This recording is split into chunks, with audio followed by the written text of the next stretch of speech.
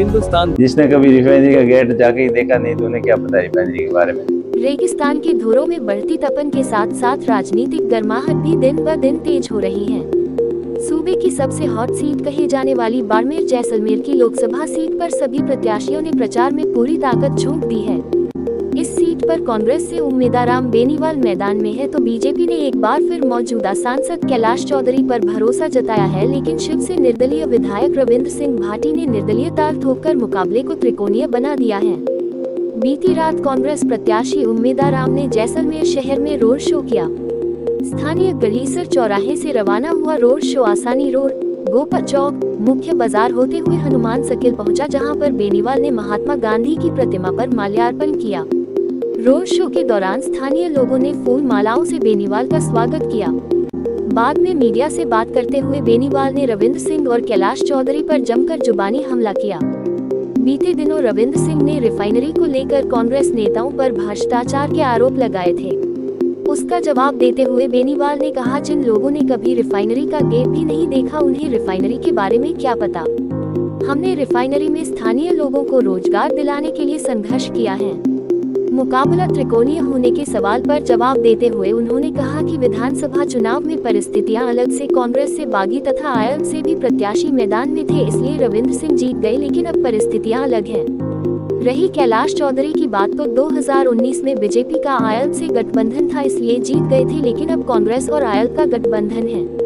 पिछले विधानसभा चुनाव में मोदी बाय तो आए थे, लेकिन भाजपा प्रत्याशी को मेरे से 25,000 वोट कम मिले थे, इसलिए न मैं भाजपा से डरता हूं न मोदी से। बहरहाल तीनों प्रत्याशी चुनाव प्रचार में तो जोर लगा ही रहे हैं, उसके साथ साथ एक दूसरे पर आरोप प्रत्यारोप भी लगाने से नहीं चूक रहे हैं।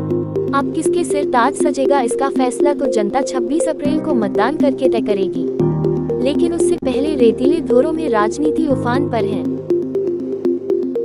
जिसने कभी रिफाइनरी का गेट जाके ही देखा नहीं तो उन्हें क्या पता रिफाइनरी के बारे में। रिफाइनरी के बारे में अगर आपको सही हकीकत में पता करना है तो अंदर जाके वहाँ के जो काम कर रहे हैं लोग उनसे पूछिए तो आपको ओरिजिनलिटी पता चल जाएगा। क्या है रिफाइनरी के अंदर हमने तो संघर्ष किया है हमेशा, स्थानीय युवाओं को वहाँ काम लगाने के लिए कई बार स्ट्राइक भी की और हमारा यही प्रयास रहता है कि ज़्यादा से ज़्यादा स्थानीय लोगों को वहाँ।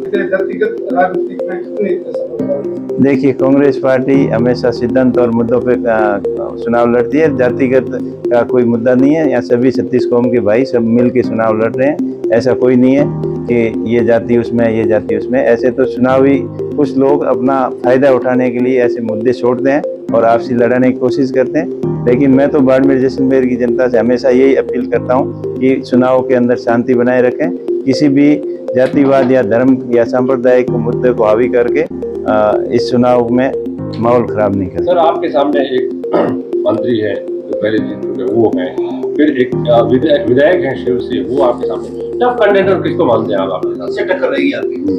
देखिए, विधायक जी तो अभी आए हैं नए नए और शिव के अंदर स्थितियां अलग थी। वहाँ 5 कैंडिडेट खड़े थे और कांग्रेस के 2 कैंडिडेट अलग हो गए, एक निर्दलीय खड़े हो गए और आरएलपी से भी कैंडिडेट थे, इसलिए वो आपसी फूट की वजह से उनको फायदा हो गया। लेकिन अभी ये लोकसभा क्षेत्र बहुत बड़ा है और लोग सोच समझ कर वोट करेंगे और जातिवाद फैलाने की कोई भी कोशिश करेगा उसको जनता सिरे से खारिज कर देगी। नहीं, तो मैंने आपको बताया जैसे मंत्री जी भी है आपके साथ। हाँ, मंत्री जी का बताता हूँ, एक एक बता, दोनों साथ में कैसे बताऊँ। मंत्री जी के सामने मैंने खुद ने 2018 के अंदर चुनाव लड़ा था, वो 30 नंबर रहे थे। उसके बाद में आरएलपी का गठबंधन हो गया था बीजेपी से, तो सांसद बन के दिल्ली चले गए। और अभी 2023 का चुनाव था, मंत्री जी ने खूब एडी से छोटी जोर लगा दिया वह बाइतू पे और मोदी जी को भी लेके आए थे, फिर भी 25-26 हजार वोट बीजेपी का कैंडिडेट पीछे रहा।